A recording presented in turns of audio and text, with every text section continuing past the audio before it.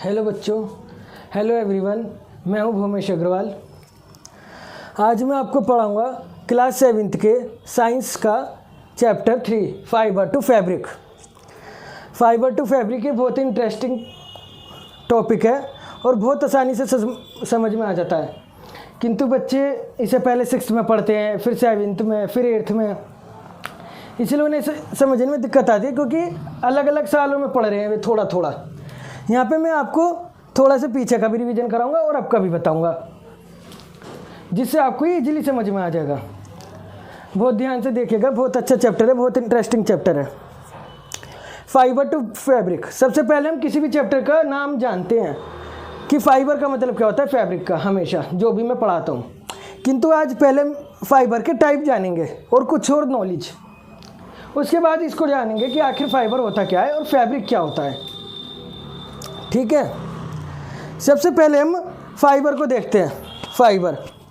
Fibre दो type के होते हैं, natural fibre and synthetic fibre. कितने टाइप के होते हैं फाइबर? दो टाइप के, natural fibre and synthetic fibre. Natural fibre कौन से होते हैं? ऑब्वियसली सी बात है, जो हमें नेचर से मिल रहे हैं। नेचर में क्या क्या होता है? ऑब्वियसली सी बात है, नेचर में एनिमल्स होते हैं, प्लांट्स होते हैं, यानी कि हमें प्लांट से मिलेंगे या फिर एनिमल से मिलेंगे। इसलिए नेचुरल फाइबर को भी दो पार्ट में बांटा गया है। ये छोटे अक्षरों में मैंने ये लिखा है ऑब्टेन फ्रॉम, ज़्यादा महत्व नहीं था इसलिए इसे छोटे में लिखा है, ऑब्टेन फ्रॉम प्लांट्स, और second is obtain from animals. हमें प्लांट्स और एनिमल से ध्यान रखना है, इसलिए मैंने इन्हें बड़ा करके लिखा है। ठीक है, तो फाइबर के दो type, natural fibre, synthetic fibre. Natural fibre के दो टाइप, प्लांट्स से मिलने वाले एंड दूसरा एनिमल से मिलने वाले। अब प्लांट से मिलने वाले भी दो टाइप के होते हैं, first is cotton, second is jute.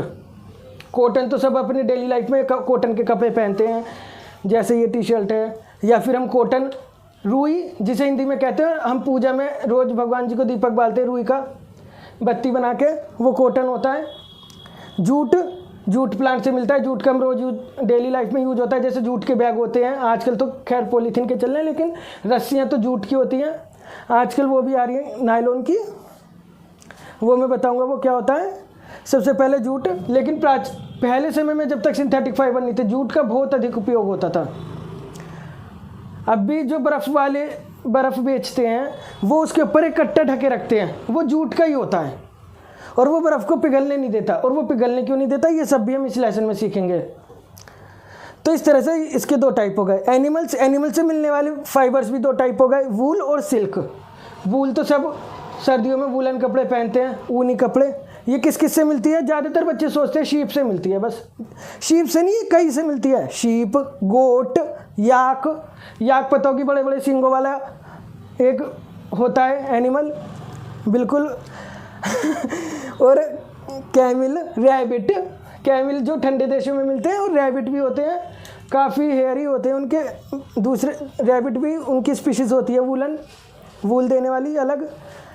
ऐसे ही दूसरा होता है सिल्क वॉर्म से मिलता है। सिल्क वॉर्म वास्तव में एक टाइप का इंसेक्ट, लेकिन आएगा ये भी एनिमल्स की कैटेगरी में। ठीक है, इस तरह से ये हमने नेचुरल फाइबर पढ़े। फिर देख लेते हैं natural fibre, plants, animals. Plants में कॉटन, कॉटन प्लांट से, जूट प्लांट से। एनिमल्स में वूल और सिल्क, वूल शीप, गोट, याक, कैमल, रैबिट से, और सिल्क वॉर्म से। दैट इज एन इंसेक्ट, जो कि एक इंसेक्ट है। ओके। सिंथेटिक फाइबर जो आजकल चल रहे हैं, नायलॉन, रेयोन, एक्रिलिक, पॉलिस्टर, ये सब सिंथेटिक फाइबर हैं। नायलॉन है ये, एन, जो आजकल चल रहे हैं। लेकिन इन नायलॉन फाइबर्स की ये कमी है कि ये आग पकड़ लेते हैं, और अगर इनके बने हुए कपड़े पहनेंगे, आग लग गई तो हमारी स्किन पे चिपक जाते हैं।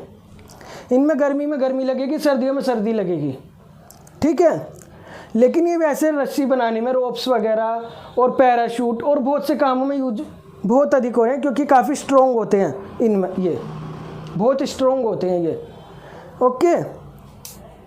सिंथेटिक फाइबर्स के तो आप 8th क्लास में पढ़ेंगे, 6th क्लास में हमने पढ़ा है कॉटन और जूट, और अब 7th क्लास में हम पढ़ेंगे वूल और सिल्क। ठीक है, इतनी बात समझ में आ गई। फाइबर, फाइबर के दो type, natural synthetic fibre. Natural के दो टाइप, प्लांट से मिलने वाले, एनिमल से मिलने वाले। प्लांट के दो टाइप, कॉटन और जूट। कॉटन और जूट प्लांट से मिलते हैं। और एनिमल के दो टाइप, एनिमल फाइबर्स के, वूल और सिल्क। वूल मिलता है शीप गोट या कैमल रैबिट से, और सिल्क मिलता है सिल्क वॉर्म से। और सिंथेटिक फाइबर होते हैं नायलॉन, रेयन, एक्रेलिक, पॉलिस्टर। पहले मैंने इतनी बात समझा दी आपको अच्छे से, सिंपल। अब आप फाइबर के टाइप में कभी कंफ्यूज नहीं हो सकते। अब जो ये चारों टाइप हैं, कॉटन, जूट, वूल, सिल्क, नेचुरल फाइबर के हैं वास्तव में। इनमें कुछ खास बातें हैं, की पॉइंट्स जो मैंने इस टेबल में दर्शाए हैं। आपको ये ध्यान रखने हैं टेबल में किस तरह से हमें इन्हें समझना है। बहुत अच्छे से देख लो, बहुत ईजी है। सबसे पहली चीज़ हमें ध्यान रखनी है सोर्स। सोर्स मतलब ये मिलते किससे हैं। सोर्स का मतलब होता है किससे मिलते हैं। तो ये तो हमने यही बता दिया, इसलिए मैंने यहाँ शॉर्ट में दोनों के लिए प्लांट लिख दिया, यहाँ दोनों के लिए एनिमल लिख दिया है, और यहाँ ब्रैकेट में इंसेक्ट भी डाला है। वो वास्तव में कौन कौन से ये विस्तार से वहाँ पे बता दिया, क्योंकि यहाँ जगह नहीं थी। ठीक है। अब दूसरी बात आती है पार्ट। ये मिलते किस पार्ट से हैं। अगर ये कॉटन प्लांट से मिल रहा है तो उसके किस पार्ट से मिल रहा है, ये याद रखिएगा, उसके सीड से मिल रहा है, सीड। और सीड को कॉटन बॉल भी कहते हैं, कॉटन बॉल। जब सीड के चारों तरफ कॉटन तैयार हो जाता है तो इसे कॉटन बॉल या फिर फ्रूट भी कह देते हैं, फ्रूट भी कह देते हैं। कई बच्चे कहेंगे कि फ्रूट पढ़ाया है हमारे स्कूल में, तो फ्रूट भी कह देते हैं। जब सीड के चारों तरफ, जैसे हम देखते हैं कोई भी फल खाते हैं, एप्पल है, उसके अंदर भी तो उसके सीड होते हैं और चारों तरफ फ्रूट होता है। ऐसे ही सीड के चारों तरफ कॉटन इकट्ठी हो जाती है, तो सीड से बना है, वास्तव में फ्रूट ही है ये। तो आप इसे सीड की जगह फ्रूट भी कर सकते हो और सीड भी रहने दे सकते हो। मैं दोनों ही बातें लिख दी है मैंने, तो दोनों ही बातें लिख दी। ठीक है। कॉटन बॉल का मतलब फ्रूट से ही होता है। ठीक है। जूट, जूट मिलता है स्टेम से, जूट प्लांट के स्टेम से। कैसे मिलता है ये अभी देखेंगे। वूल, वूल मिलता है हेयर से, हेयर। शीप, गोट या कैमल, रैबिट, इन सब एनिमल्स के हेयर से। सिल्क, सिल्क मिलता है सिल्क वॉर्म के कोकून से, कोकून। ये कोकून क्या होता है ये भी अभी सीखेंगे, पहले हमें नॉलेज होनी चाहिए। ठीक है। अब तीसरी नॉलेज क्या होनी चाहिए हमें, ये किस टाइम मिलते हैं, कौन से टाइम पे मिलते हैं, कौन से। कॉटन मिलता है जब वो फ्रूटिंग स्टेज में होता है, फ्रूटिंग यानी उसके सीड के चारों तरफ कॉटन फाइबर इकट्ठा हो जाए। जैसे कि अभी बताया, सीड या फ्रूट कुछ भी कह सकते हैं, लेकिन स्टेज को कहेंगे फ्रूटिंग स्टेज। ठीक है। जूट मिलता है फ्लावरिंग स्टेज में, जब उस प्लांट पे फ्लावर आ जाते हैं। और ख़ास बात यह है कि ये रेनी सीजन में ही मिलता है। ये यहाँ पे स्पेस नहीं था, इसलिए मैंने ये वाला चीज़ यहाँ लिख दी। रेनी सीजन किस में मिलता है जूट, रेनी सीजन में, मतलब रेनी सीजन में फ्लावरिंग स्टेज आती है, उसी समय जूट प्लांट से जूट फाइबर मिलता है। ओके। तीसरा वूल, वूल मिलता है हमें समर सीजन में। अब बच्चे कहेंगे कि वूल का समर से क्या लेना देना, एनिमल तो विंटर में भी होते हैं, समर में भी होते हैं, कोई प्लांट की तरह थोड़ी ना है। सिंपल सी बात है, अगर हम विंटर में उनके हेयर ले लेंगे तो उन्हें ठंड लगेगी और वो अपने आप को प्रोटेक्ट नहीं कर पाएंगे और मर जाएंगे। इसलिए जितने भी वूल देने वाले एनिमल्स हैं, इनके विंटर में कभी भी हेयर नहीं उतारे जाते, क्योंकि हेयर से ही तो फाइबर बनता है इनके। हमने भी बताया हेयर पार्ट कौन सा, हेयर। इसलिए ये समर सीजन में ही मिलता है इनसे ऊन हमें, इसलिए हमको इस तरह से ध्यान रखेंगे हम इस चीज़ को। ठीक है। चौथा सिल्क, सिल्क कब मिलता है, कोकून स्टेज में। जब सिल्क वॉर्म की लाइफ की कोकून स्टेज आती है, उसकी पूरी लाइफ साइकिल सीखेंगे कोकून स्टेज में। ओके। ठीक है। चौथा में थोड़ा सा जीके के लिए पता होना चाहिए। बच्चे कहेंगे साइंस में इसका क्या, हम कोई बात नहीं, हम भारत के रहने वाले हैं, हमें अपने देश के बारे में पता जरूर होना चाहिए, जीके का अपने देश की। कॉटन सबसे ज़्यादा कहाँ पैदा होता है, महाराष्ट्र में, गुजरात में, और साउथ के और भी स्टेट हैं जैसे कर्नाटक, तमिलनाडु। ठीक है। अब प्रश्न उठता है कि यहीं पे क्यों होता है, क्योंकि कॉटन को ब्लैक सॉइल की ज़रूरत होती है। और जीके में अगर आपने कभी पढ़ा हो तो अच्छी बात है, वरना मैं बता देता हूँ कि जो हमारा साउथ है, डेक्कन यानी कि ये डेक्कन प्लेट्यू पार्ट है, और प्लेट्यू में ब्लैक सॉइल होती है, और ब्लैक सॉइल में कॉटन प्लांट उगता है, और वहाँ का क्लाइमेट भी वार्म होता है, और कॉटन प्लांट को क्लाइमेट भी वार्म चाहिए होता है। इसका साइंस में यूज नहीं है, लेकिन हमें जनरल नॉलेज के लिए पता होनी चाहिए। अगर हमें एक चीज़ मिल रही है फ्री में तो क्या दिक्कत है, जरा सी और बात ध्यान रख लो। ठीक है। तो ध्यान रखना, black soil warm climate. State ना भी ध्यान रहे तो डेक्कन का यानी साउथ का कोई सा भी स्टेट लिख देना, महाराष्ट्र। हालांकि गुजरात हमारा नॉर्थ वेस्ट, वो वेस्ट का स्टेट है, पर यहाँ पे भी होता है ये, क्योंकि ब्लैक सॉइल यहाँ मिलती है। ठीक है। जूट, जूट मिलता है सबसे ज़्यादा वेस्ट बंगाल, आसाम। आपको याद हो अगर कि जब मतलब हम पढ़ते हैं बुक में कि 1947 में जब भारत आज़ाद हुआ तो बांग्लादेश भी बना और पाकिस्तान भी और भारत भी। उस समय बांग्लादेश को पूर्वी पाकिस्तान कहते थे। तो बंगाल का जो पूरा एरिया है इसमें जूट पैदा होती है हमारे पश्चिम बंगाल में, हमारे वेस्ट बंगाल में, और उसकी जितनी भी मिल्स हैं, मतलब जहाँ पे उस जूट से प्रोडक्ट तैयार होते हैं, वो सब एरिया उस समय के पूर्वी बंगाल में था जो आज का बांग्लादेश है। ओके, तो मैं जीके के लिए बता रहा हूँ वैसे ही। तो आपको ध्यान रहेगा अब हमेशा जूट का रिलेशन वेस्ट बंगाल से क्यों है, क्योंकि वेस्ट बंगाल में सुंदरबन का डेल्टा है और वहाँ की भूमि बहुत अच्छी है, तो वहाँ पे जूट बहुत अधिक हो जाता है। लेकिन उसकी प्रोडक्ट तैयार होने के लिए जितनी भी मिल्स हैं वो उस समय बांग्लादेश में वाले एरिया में चली गई। तो हमें इससे बस ये ध्यान रहेगा कि हाँ भाई जूट वेस्ट बंगाल में सब में है। वूल तो सबको पता है, जब ठंडे एरिया में शीप की ज़रूरत होती है तो भैया जितने भी स्टेट ठंडे हैं ज़्यादातर वही होंगे, जैसे जम्मू कश्मीर, लद्दाख। लेकिन पंजाब राजस्थान में भी है क्योंकि ये भी हिली एरिया है, यहाँ पे भी अरावली की हिल्स हैं और हिल्स यहाँ पे भी हैं, इसलिए। ठीक है, अच्छा। सिल्क कर्नाटक और आंध्र प्रदेश में होता है। ये बात ध्यान रखना कि पूरे एशिया में सिल्क का सबसे ज़्यादा प्रोडक्शन कर्नाटक में ही होता है, लेकिन ऑल ओवर देखेंगे तो चाइना में, उसके बाद भारत में। ठीक है, पर स्टेट वाइज देखेंगे तो कर्नाटक में सबसे ज़्यादा है, उसके बाद आंध्रा में। एक बात और जीके की बता देता हूँ, ऐसे यहाँ पे मुझे ध्यान आई है तो कि पुराने ज़माने में सिल्क का इतना यूज होता था चाइना और भारत से और भी यूरोप की तरफ इतना सिल्क जाता था कि जिस रूट से जाता था उसे सिल्क रूट कहने लगे थे। ये आप हिस्ट्री में ज़रूर पढ़ोगे आगे 8th क्लास में, सिल्क रूट कहने लगे तो उसे।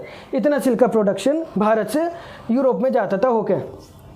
अच्छा, एक बात और ध्यान रखना, सिल्क वॉर्म का रिलेशन मलबेरी ट्रीज से है, क्योंकि सिल्क वॉर्म कोई एनिमल तो है नहीं जो घास फूस खाएगा, वो कोई प्लांट भी नहीं है, एक इंसेक्ट है, तो इसे खाने के लिए पेड़ पौधों की पत्तियाँ चाहिए होती हैं। तो ये मलबेरी ट्रीज पे ही जीता है, इसकी पूरी लाइफ साइकिल मलबेरी ट्रीज पे ही होती है, क्योंकि उसी की पत्तियाँ, उसी की लीव्स ये खाता है, उसी की लीव्स ये खाता है। मलबेरी ट्रीज को हिंदी में ध्यान रखना, बच्चों को पता होगी, शहतूत का पेड़ सुना होगा नाम, शहतूत। ओके, तो मैंने कुछ ज़रूरी बातें बताई आपको। पहले फाइबर से रिलेटेड ये बेसिक पता होना चाहिए, और जो मैंने इसमें जीके का पोर्शन बताया है ये ध्यान रखिएगा, क्योंकि हम भारत के रहने वाले हैं, हमें भारत की जीके जरूर पता होनी चाहिए अपने देश की, साइंस के साथ साथ। एक के साथ एक फ्री, क्या दिक्कत है। ठीक है, तो आप ध्यान रखना, कॉटन का सोर्स है कॉटन प्लांट, पार्ट है इसका कॉटन बॉल यानी कि फ्रूटिंग स्टेज। जूट का है जूट प्लांट, पार्ट है स्टेम, फ्लावरिंग स्टेज। वूल का है शीप एनिमल यानी कि गोट, याक एटसेट्रा। हेयर पार्ट है समर सीजन में लेते हैं, इसका भी रीजन मैंने बता दिया, जिससे विंटर में ठंड लग के वो मरे ना, इसलिए समर में करा जाता है ताकि वो उन पे दोबारा ग्रो हो जाए हेयर की और हमें फिर से मिल जाए अगले सीजन में। ठीक है, सिल्क एक एनिमल यानी इंसेक्ट है, कोकून स्टेज कोकून पार्ट से मिलता है सिल्कवॉर्म, वो सिल्क में सिल्कवॉर्म के और कोकून स्टेज होती है। ठीक है, और ये जीके की बात भी ध्यान रखना जो मैंने बताई है। मलबेरी ट्रीज जरूर ध्यान रखना सिल्कवॉर्म के साथ, जिसे शहतूत का पेड़ कहते हैं। बस ओके, अब मैं रफ कर देता हूँ क्योंकि मुझे आगे का बताना है। आप स्क्रीनशॉट चाहे लेना चाहे स्क्रीनशॉट ले लीजिए, उतारना चाहे उतार लीजिए, जो मन करे कर लीजिए, लेकिन काम की चीज़ है, बहुत काम की चीज़ है। इस तरह से टेबल में ध्यान रखना बहुत आसान हो जाता है। ओके, श्री कृष्ण गोविंद। भगवान नाम लेते रहना चाहिए हम भारत के रहने वाले हैं, यहाँ की संस्कृति है, भगवान नाम कण कण में बसा हुआ है। अब हम सीखते हैं फाइबर क्या टर्म है, फैब्रिक क्या टर्म है।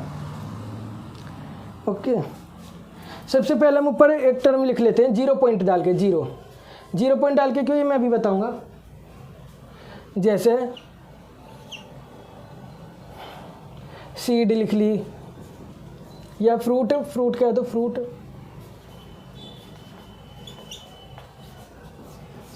और स्टेम लिख लिया, हेयर लिख लिए, कोकून लिख लिया,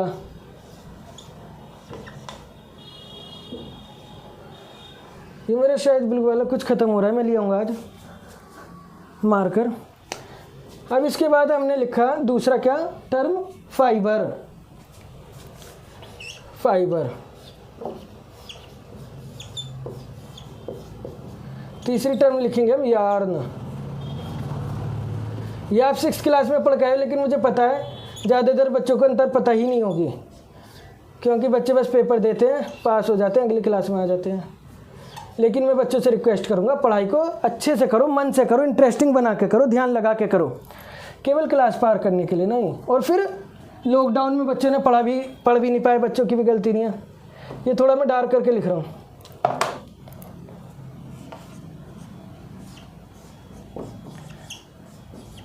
और सिखाने वाले भी कम ही होते हैं, वो भी बस पेपर की दृष्टि से पढ़ा देते हैं। मैं किसी की बुराई नहीं कर रहा, लेकिन we make interest in education, this is our tagline और दिस इज़ ट्रू। ओके, चलिए खैर हम टॉपिक पे आते हैं। सीड लिखा सबसे पहले हमने 0 पॉइंट डाल के, फिर हमने लिखा फाइबर, फिर हमने लिखा यार्न, फिर हमने लिखा फैब्रिक, और फिर हम लिखेंगे आखिरी पॉइंट क्लोथ्स। क्लोथ्स तो सबको ही पता है, बाकी टर्म पता हो ना पता हो कोई बात नहीं, सिखा देते हैं। ठीक है, अभी हमने पढ़ा क्या कि कॉटन की सीड या फ्रूट से मिलता है हमें कॉटन फाइबर, इस जूट के स्टेम से मिलता है हेयर, एनिमल्स शीप वगैरह के हेयर से मिलता है, और सिल्कवॉर्म के कोकून से। तो इनसे फाइबर मिलता है, इनसे क्या मिलता है हमें, इन सबसे फाइबर मिलता है। फाइबर इस प्रोसेस को स्पेशली सीड के लिए, वो कॉटन के लिए तो गिनिंग कहते हैं। गिनिंग किसके लिए, कॉटन के लिए गिनिंग। गिनिंग ये किसके लिए कहते हैं, कॉटन के लिए। यानी कॉटन की कॉटन बॉल जो है, यानी फ्रूट या सीड, इससे फाइबर को प्राप्त करना, फाइबर को निकालना गिनिंग कहलाता है। गिनिंग। ठीक। हाँ बच्चों, तो हम कहाँ पे थे कि जो सीड है, फ्रूट है कॉटन का, या फिर स्टेम है जूट का, या फिर एनिमल्स के हेयर, या फिर सिल्कवॉर्म के कोकून, इनसे फाइबर कैसे लेते हैं।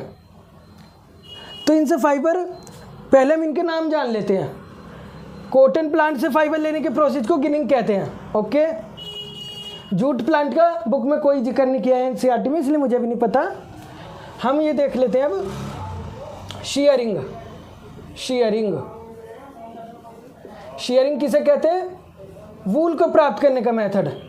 वूल के लिए शेयरिंग, यानी कि जो शीप है, गोट है, याक है, इनके जो हेयर्स हैं इन्हें रिमूव करके इनसे फाइबर लेने का प्रोसेस शेयरिंग कहलाता है। और कोकून से लेने का रीलिंग प्रोसेस कहलाता है। रीलिंग। बस ये प्रोसेस तो इन सब के अलग अलग हैं, बाकी सबके लिए एक सा प्रोसेस है, बाकी स्टेप एक से हैं। इसलिए पहले ये स्टेप मैंने बताया कि किसका क्या प्रोसेस कहलाता है। ओके,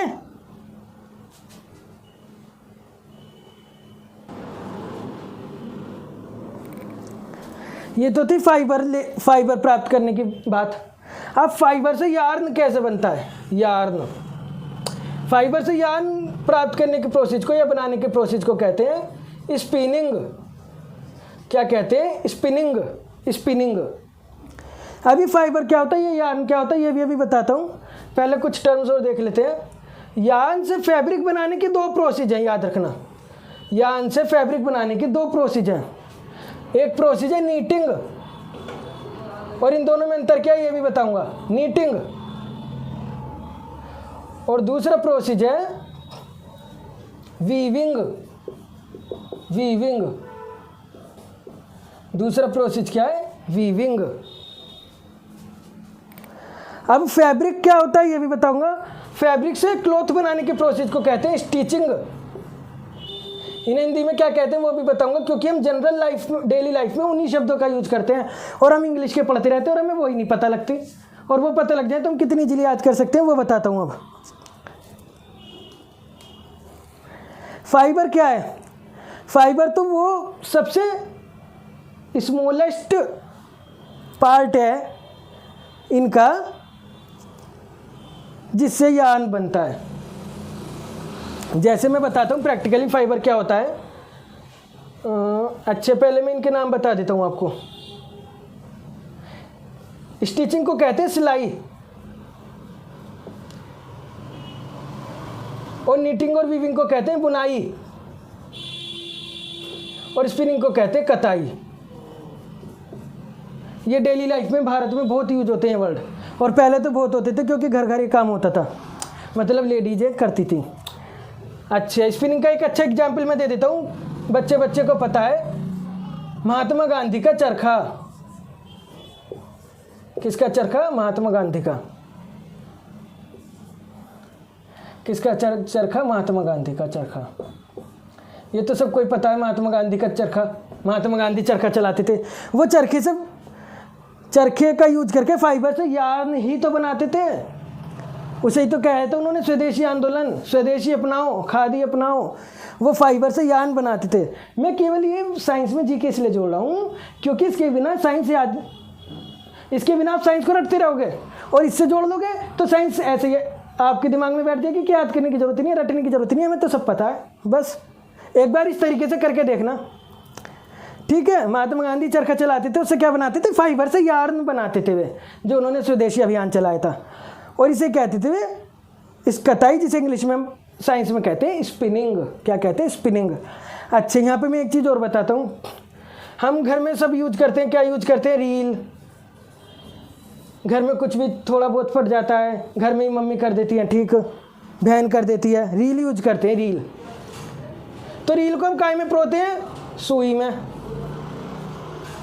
कभी कभी आपने देखा होगा जब हम रील को सुई में परोते हैं, इस तरह से होती है सुई, सुई का बहुत छोटा मुंह होता है ये ऊपर, ये तो जो रील है इसके आगे के मुहाने से हो जाते हैं, मुहाने से, मतलब मान लिया धागा है तो इस तरह से छोटे छोटे मुहाने से हो जाते हैं, और वो इसमें टकने लगते हैं, और रील सुई में जा नहीं पाती। फिर हम क्या करते हैं? सीजर लेते हैं और इसे यहाँ से कट कर देते हैं, जिससे मुहाने लग हो जाए और सुई अंदर चली जाए, वो रील का धागा सुई में चला जाए। तो जो ये धागा है रील का, ये जो धागा है यही तो यार्न है। हमें पता है धागा क्या है, लेकिन हमें ये नहीं पता कि धागे को यार्न कहते हैं।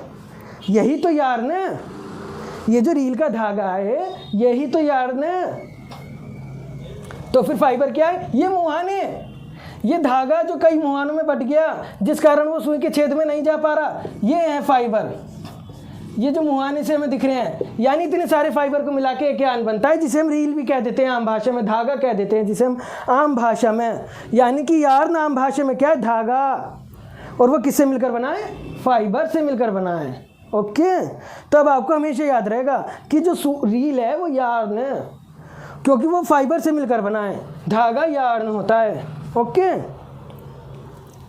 अच्छा, अब आप बात आती है, इतनी तो मैंने आपको डेली लाइफ से जोड़ के सिंपल बात बता दी, मुझे लगता है अच्छी तरह पता लग गई होगी। यार्न से फैब्रिक बनता है नीटिंग करके या वीविंग करके। ये नीटिंग और वीविंग में क्या अंतर है तो मैं अभी बताऊंगा, लेकिन अब कभी भी बाजार से कपड़ा खरीदने जाते होंगे, क्योंकि आजकल तो रेडीमेड कपड़े चल रहे हैं, लेकिन पहले मम्मी और घर के सभी ज़्यादातर बड़े कपड़ा खरीद लाते थे, जिसे हम कहते हैं आम भाषा में थान। थान कि भैया ये इतना लंबा इतना चौड़ा थान दे दे जरा। ये थान क्या है? यही थान तो फैब्रिक है, ये थान ही तो फैब्रिक है। थान, ये थान ही तो फैब्रिक होता है। ये यार्न से बनता है, फाइबर से बना यार्न, धागा, और इनसे बना थान, यानी कि फैब्रिक। तो फिर बच्चे कहेंगे कपड़े क्या हैं जो हम कपड़े पहनते हैं? तो क्लोथ से हैं, सिलाई करके ही तो बनते हैं क्लोथ्स। मान लिया मम्मी हम दर्जी के गए, हमने कपड़ा दे दिया, वो सिलाई करके ही तो क्लोथ्स बनाएगा। तो फैब्रिक से स्टिचिंग करके ही तो क्लोथ्स बनाएगा। ये क्लोथ्स हैं, तो क्लोथ्स तो कपड़े हैं ही सिंपल, हमें पता है कि क्लोथ्स हमारे कपड़े, ये स्टिचिंग करके बन रहे हैं फैब्रिक से। तो कभी भी हमारे क्लोथ्स को फैब्रिक में मत लेना, फैब्रिक तो थान है, थान। क्लोथ्स हैं जो उसको फैब्रिक को स्टिचिंग करके बने हैं। ओके, तो सबसे पहले तो हमें ये टर्म क्लियर होनी चाहिए। ये टर्म क्या क्या है? Fibre, yarn, fabric, clothes. मैंने बिल्कुल आपको इतनी प्रैक्टिकली बता दी कि मुझे नहीं लगता अब आप कभी भूलोगे, ठीक है। अच्छा, मैं एक चीज़ और यहाँ बता देता हूँ।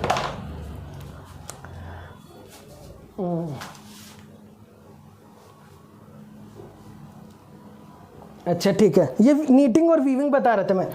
नीटिंग और वीविंग में क्या अंतर है, ये रफ कर रहा हूँ मैं, उतार लेना आप चाहे, और मैं ये भी रफ कर देता हूँ। चलो ये तो लिखा रहने दो, हमारे राष्ट्रपिता का नाम है, बहुत महान काम किया इन्होंने। अच्छा, अब हम पढ़ रहे हैं नीटिंग और वीविंग। आपने देखा होगा कभी कभी मम्मी घर में क्या करती है, मम्मी लोग, दादी लोग सर्दियों में 2 लंबी लंबी नीडल सी ले लेती हैं, वो जिन्हें क्या क्या कहते हैं, ये ऊन की, वो तो मुझे नहीं पता, भूल गया मैं। लेकिन इसमें ऊन केवल एक पे ही होती है, इसमें जो ऊन होती है यानी कि वूल, वो केवल एक पे ही होती है, और दूसरी वाली को बस ऐसी प्रो करती रहती हैं वे, और स्वेटर तैयार कर लेती हैं अपने बच्चों का, जो घर में छोटे बच्चे, उनके पोता पोती कोई भी है। अब आप कहेंगे कहाँ से आ गए, डेली लाइफ से जोड़ेंगे साइंस को, तभी तो मजा आएगा, तभी तो याद होएगा, तभी तो ध्यान रहेगा। अगली बार आप भी ध्यान देंगे, अरे मम्मी ये क्या कर रही हो, अम्मा ये क्या कर रही हो, मुझे भी पता है सब, तो आप भी कहोगे मतलब। तो ये ऊन है, लेकिन वो आप देखना कि केवल एक ही स्टिक पे होता है उनका ऊन, दूसरी तो ऐसी बस उसका साथ देती है और स्वेटर तैयार हो जाता है। इसे कहते हैं नीटिंग, इसे नीटिंग कहते हैं। नीटिंग यानी कि नीटिंग सिंगल यार्न से बन रहा है। नीटिंग में सिंगल यार्न एक ही यार्न यूज होकर फैब्रिक बन रहा है, फैब्रिक। क्यों, नीटिंग कौन सा प्रोसीजर है, यार्न से फैब्रिक बनाने का। सिंगल यार्न यूज हो रहा है इसमें, एक ही यार्न यूज हो रहा है। हमने एक गोला ले लिया यार्न का, जिसे ऊन का गोला कहते हैं, ठीक है, और हमने मतलब मम्मी लोग ने किसी ने भी, और उसी से बुनाई शुरू कर दी उन्होंने, नीटिंग यानी कि, और स्वेटर तैयार हो गया। तो सिंगल यार्न से फैब्रिक तैयार हो जाता है, या पहले ये फैब्रिक तैयार हुआ और फिर क्लॉथ्स हो गया तैयार हमारा, ठीक है। तो इसमें सिंगल यार्न यूज हो रहा है। तो नीटिंग में तुम याद रखना, नीटिंग का रिलेशन कहाँ से, सिंगल यार्न, ये लिख लेना अगर यहाँ पे चमके ना छोटा लिखा हुआ, मैं बोल रहा हूँ नीटिंग का रिलेशन कहाँ से, सिंगल यार्न। क्यों, क्योंकि इसमें सिंगल यार्न यूज हो रहा है। कैसे हो रहा है ये भी मैंने बता दिया, और फैब्रिक बन रहा है। ओके, मैं मिठाई से ले रहा हूँ क्योंकि स्पेस कम होता है और बताना सब कुछ होता है। अब आता है वीविंग। आपने घर में देखा होगा, गलियों में सब आज लगाते हुए जाते हैं पलंग वाले, पलंग बनवा लो, ये बनवा लो। पहले कुर्सियाँ भी चलती थी ऐसी, तो वे क्या करते हैं, पलंग को ऐसे भी बुनेंगे और ऐसे भी बुनेंगे, ऐसे भी और ऐसे भी, एक दूसरे के ऊपर। तो इसमें कितने यार्न यूज हो रहे हैं, इसमें 2 यार्न यूज हो रहे हैं। एक तो लॉन्गिट्यूडिनल, एक हॉरिजॉन्टल, मतलब एक वर्टिकल और एक हॉरिजॉन्टल। 2 यार्न यूज हो रहे हैं इसमें, 2 यार्न, और 2 यार्न से तब फैब्रिक तैयार हो रहा है। 2 यार्न से फैब्रिक तैयार हो रहा है। जो पलंग बुना है ये भी एक तरह का फैब्रिक ही है। ऐसी बुनाई कपड़ों में भी होती है, मैं ये नहीं कह रहा हूँ उनमें नहीं होती, उनमें भी होती है, लेकिन मैं इजीली समझाना चाह रहा हूँ आपको, इसलिए मैंने एग्जाम्पल लिया है। तो इसमें 2 यार्न से फैब्रिक बन रहा है, इसे कहते हैं वीविंग।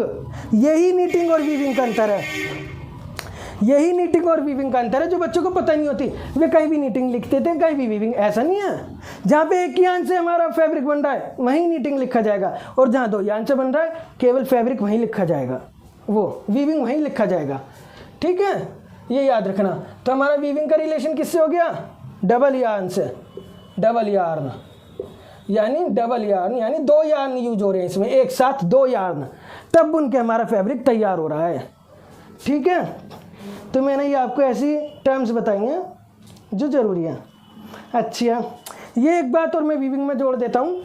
वीविंग को तैयार करने की जो मशीन होती हैं इन्हें कहते हैं लूम्स। क्या कहते हैं, लूम्स। मैं रफ करके लिख देता हूँ और अच्छे से, क्या कहते हैं, लूम्स। ये 2 टाइप के होते हैं, आपने सुना भी होगा, पावर लूम लगी है हमारे गांव में, तो बहुत बड़ी पावर लूम लगाई है किसी ने, बड़े बिजनेसमैन ने, ऐसे कहते हैं गांव के लोग। या फिर हैंडलूम का इस्तेमाल कौन करता था, पहले की लेडीज करती थी, जब भारत में इंडस्ट्रियलाइजेशन नहीं हुआ था, जब तक महात्मा गांधी भी करते थे हैंडलूम का यूज, वे भी करते थे चरखे के साथ साथ, क्योंकि स्वदेशी आंदोलन उन्होंने चलाया था। तो पावर लूम, हैंडलूम, ये लूम क्या है, ये यार्न से फैब्रिक तैयार करने की मशीन है। अगर वो हम हाथ से चला रहे हैं, हाथ वाली यूज कर रहे हैं तो हैंडलूम, और हम पावर यानी बिजली वाली यूज कर रहे हैं तो पावर लूम। बस सिंपल सी बात है, ये हमें ध्यान रखना है। ठीक है, तो ये सब ये टर्म है। अच्छा, अब कई बार इसे तो स्टिचिंग कहा है हमने फैब्रिक से क्लॉथ बनाने को, लेकिन आपको ऐसा कोई एग्जाम्पल पता है जिसे हम स्टिच ही नहीं करते, अनस्टिच? ये केवल मैं इसलिए बता रहा हूँ क्योंकि माइंड अगर हम चारों तरफ चलाते हैं, एक्स्ट्रा भी चलाते हैं, तो मल्टी स्किल डेवलप होता है माइंड का। अनस्टिच चीज़ें क्या होती है, यानी हम सिल नहीं रहे, सीधे फैब्रिक का यूज कर रहे हैं हम तो पहनने में, वरना तो कपड़े तो सब सिले ही जाते हैं। जी हाँ, ऐसे भी होते हैं। ये केवल इसलिए कि हमारा माइंड तेज चले, अच्छा चले, है ना। जैसे हमारी धोती, जो साउथ में लोग सब पहनते हैं धोती नीचे, तिरुपति मंदिर जाते हैं जब, तो धोती पहनना कंपलसरी है। लुंगी, गानों में भी यूज होता है ये वर्ड। तो हमारी पगड़ी, जिसे इंग्लिश में टर्बन कहते हैं, सिख लोग पहनते हैं, हमारे सिख, हमारे देश के सिख लोग पगड़ी, ये सब क्या है, ये अनस्टिच फैब्रिक है, ये फैब्रिक है सीधा, अनस्टिच क्लॉथ से, यानी कि जिन्हें में सिलने की ज़रूरत ही नहीं पड़ी। ठीक है, साड़ी पर डिजाइनिंग वगैरह ज़रूर होती है, लेकिन ये अनस्टिच ही तो होती है। ठीक है, तो ये सब चीज़ें अनस्टिच है, यानी कि सिलने की ज़रूरत नहीं पड़ी, सीधे फैब्रिक से काम हो गया। और भारत में पहले ऐसे क्लॉथ्स ही चलते थे अनस्टिच, ऐसा नहीं है कि इनका ज्ञान नहीं था, इन सबका भी ज्ञान था, लेकिन ये ज़्यादा चलते थे भारत में पहले। साउथ में भी परंपराएं हैं जीवित। ठीक है, अच्छा, तो मैंने ये आपको जीके से जोड़ के सारा फटाफट बता दिया। सीड, स्टेम, हेयर, कोकून, जिनसे हम फाइबर ले रहे हैं, इन प्रोसेस को कॉटन के लिए गिनिंग कहेंगे, वूल के लिए शेयरिंग कहेंगे, सिल्क के लिए रीलिंग कहेंगे। फाइबर से यान बनाने का स्पिनिंग कहलाता है, जो चरखे से भी होता है। ठीक है, यान से फैब्रिक बनाने की दो procedure, knitting weaving. Knitting single यान का, वीविंग डबल यान का, जो लूम्स की हेल्प से होता है, पावर लूम या हैंडलूम। और फैब्रिक से क्लॉथ्स बनाने का प्रोसीजर स्टिचिंग कहलाता है। ठीक है, ये सब आप ध्यान रखना।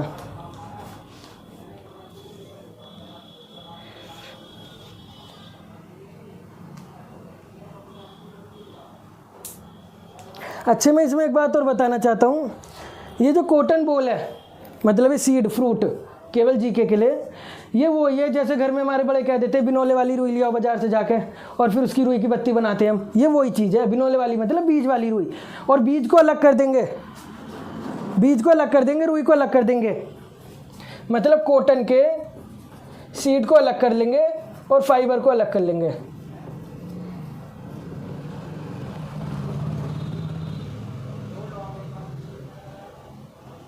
तो इस प्रोसेस को तो हमने काई गिनिंग, लेकिन फाइबर में और कभी कभी रह जाते हैं कुछ भी ऐसे ही सीड या फिर कुछ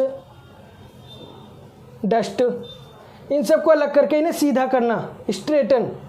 फाइबर को एक तरह से स्ट्रेटन करना, चाहे वो कोई सा भी फाइबर हो।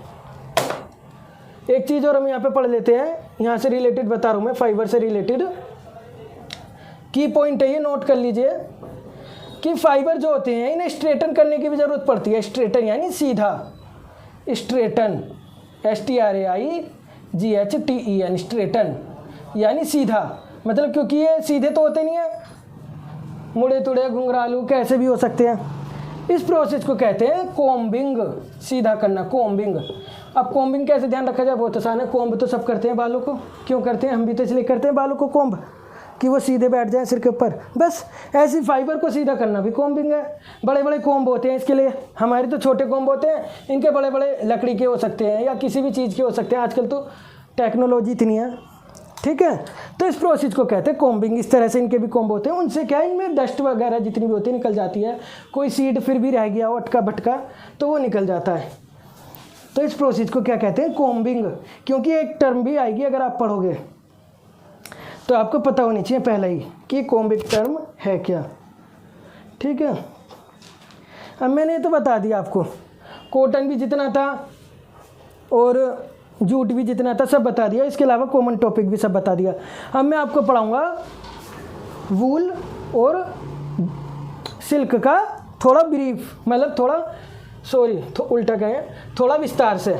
ठीक है, इसका स्क्रीनशॉट ले लीजिए, कुछ समझना है वीडियो को रिपीट कर लीजिए, सब बातें समझ में आ जाएंगी। पढ़ाई ऐसे ही करेंगे जैसे मैंने बताया है। तो मेरी बात बिल्कुल सच है, we make interest in education. पढ़ाई में इंटरेस्ट आ जाएगा, आप बढ़ते जाएंगे आगे जीवन में, भारत के भी काम आएंगे, अपने देश के और अपने परिवार के भी, और खुद को भी अच्छा लगेगा जब सब सम्मान करेंगे। ठीक है, अब आता है अब हम सीखेंगे कोट वूल के बारे में थोड़ा सा विस्तार से। ठीक है, वूल।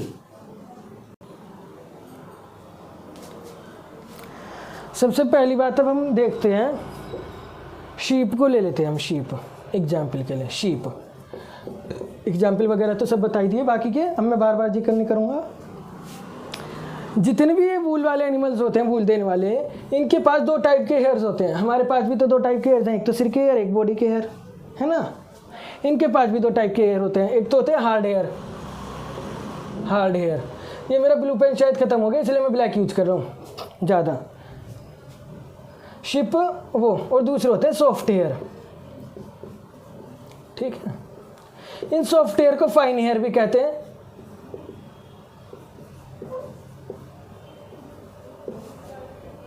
अंडर हेयर भी कह देते हैं।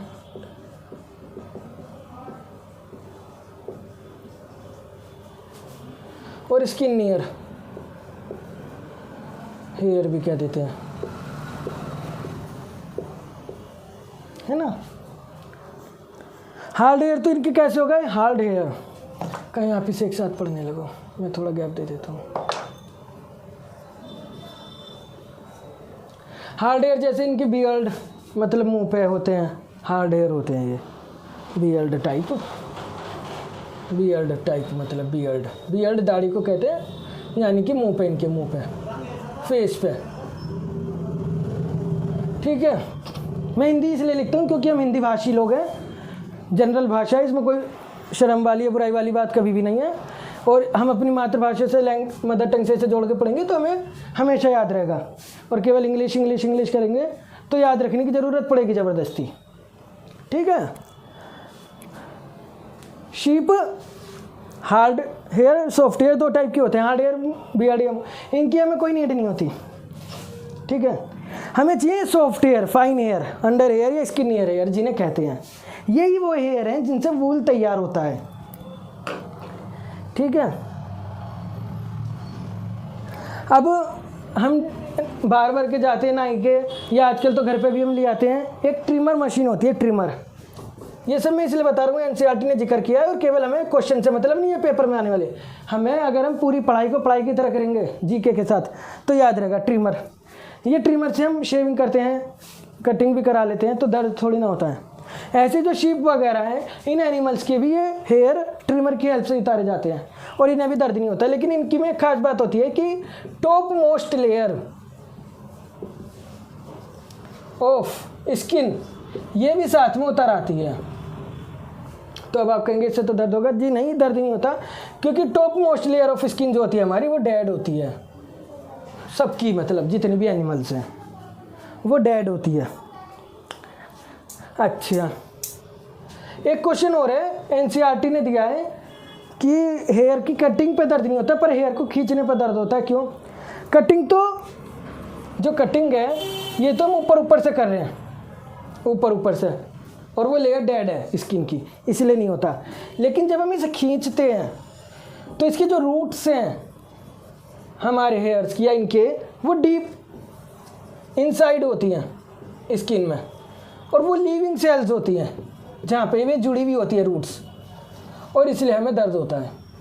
ठीक है, ये सब वो बातें जो एनसीईआरटी कॉलम बना के बूझो या पहेली के माध्यम से जिक्र करती रहती है, और वो बच्चों को ज़रूर पढ़ना चाहिए, उनसे बचना नहीं चाहिए लेसन पढ़ते हुए, क्योंकि तभी लेसन याद होता है, तभी लेसन ध्यान रहता है, फिर याद करने की ज़रूरत नहीं पड़ती। मेरी ट्रिक यही है, और मुझे तो बच्चों को सिखाना ही है। ठीक है, तो आप ही ध्यान रखना। अच्छा, और काफ़ी थिक लेयर होती है, थिक। ये जो हेयर होते हैं इनकी काफ़ी थिक लेयर होती है, मतलब एक बार में बहुत सारे हेयर हमें मिल जाते हैं इनसे, एनिमल से, पर इसमें इन्हें कोई हार्म नहीं हो रहा बिल्कुल भी। ओके, अब अगली बात, एक और जनरल क्वेश्चन है और बहुत अच्छा क्वेश्चन है, बहुत अच्छा। ये मैं रफ कर रहा हूँ, एनसीईआरटी में पूछा गया है कि जो ये हेयर्स हैं इनसे गर्माई क्यों मिलती है, इनसे गर्माई क्यों मिलती है, कॉटन से क्यों नहीं मिलती, जूट से क्यों नहीं मिलती, औरों से क्यों नहीं मिलती। मैं बताता हूँ, मतलब इसका रीज़न है वो देख लेते हैं ज़रा हम। ये जो इनके हेयर्स होते हैं, एक बात आप ध्यान रखना साइंस की है, एयर जो है हीट की पुअर कंडक्टर है, पुअर कंडक्टर। पुअर कंडक्टर का मतलब तो आप समझते ही होंगे, जैसे इलेक्ट्रिसिटी के गुड कंडक्टर होते हैं कॉपर, आयरन, सिल्वर, और पुअर कंडक्टर होते हैं जैसे प्लास्टिक, रबड़, यानी जिनमें से वो होके नहीं जाती वो पुअर, और जिनमें से होके चली जाती है वो गुड। एयर के कह रहा, हीट के, हीट के होते हैं पुअर कंडक्टर।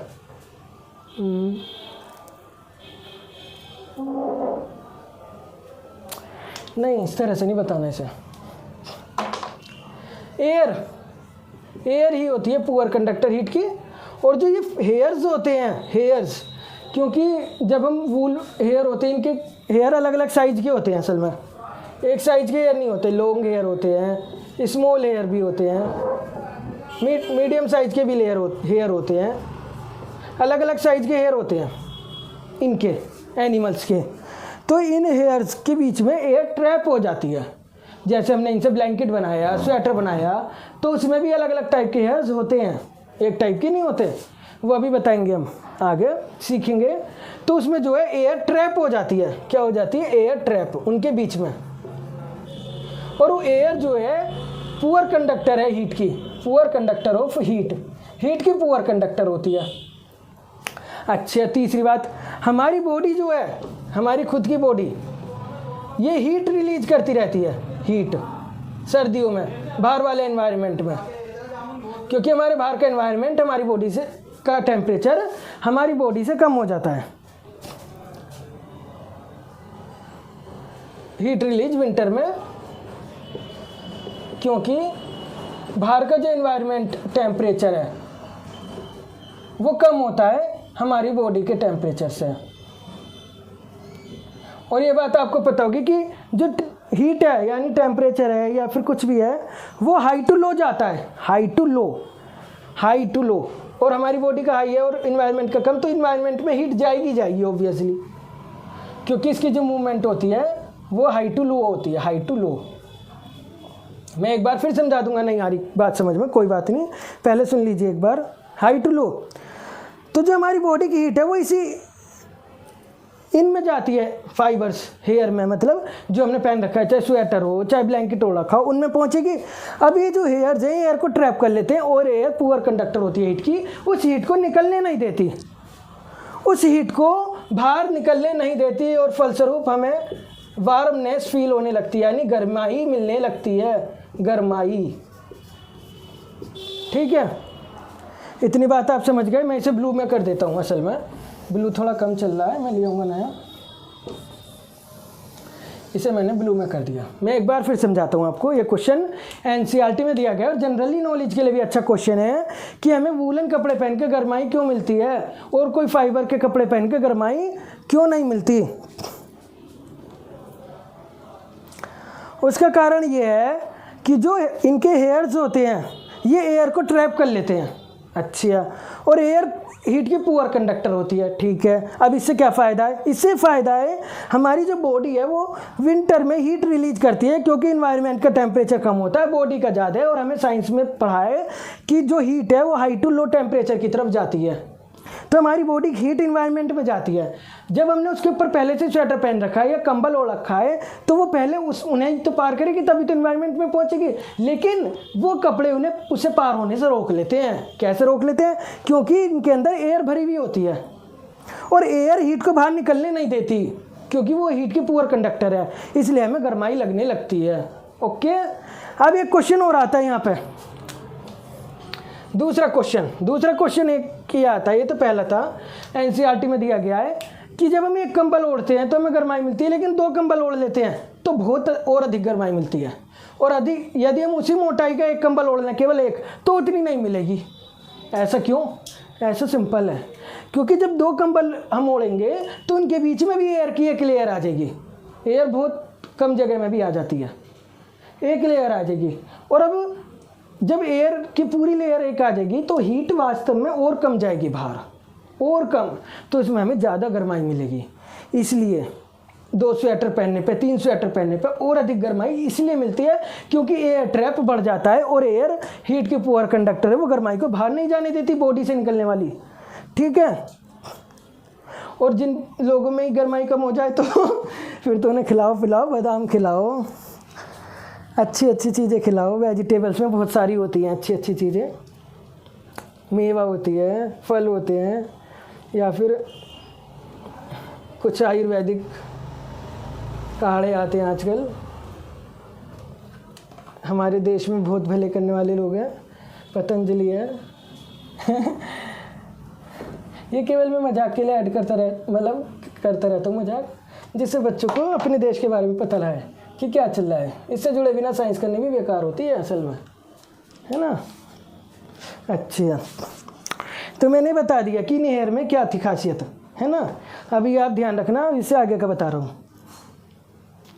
अब जरा हम 1-2 चीज़ और देख लेते हैं, इनकी लोकेशन क्या क्या है। वैसे तो हमने शीप की पढ़ी ली है लोकेशन इन एनिमल्स की, जो पीछे अभी हमने देखी थी,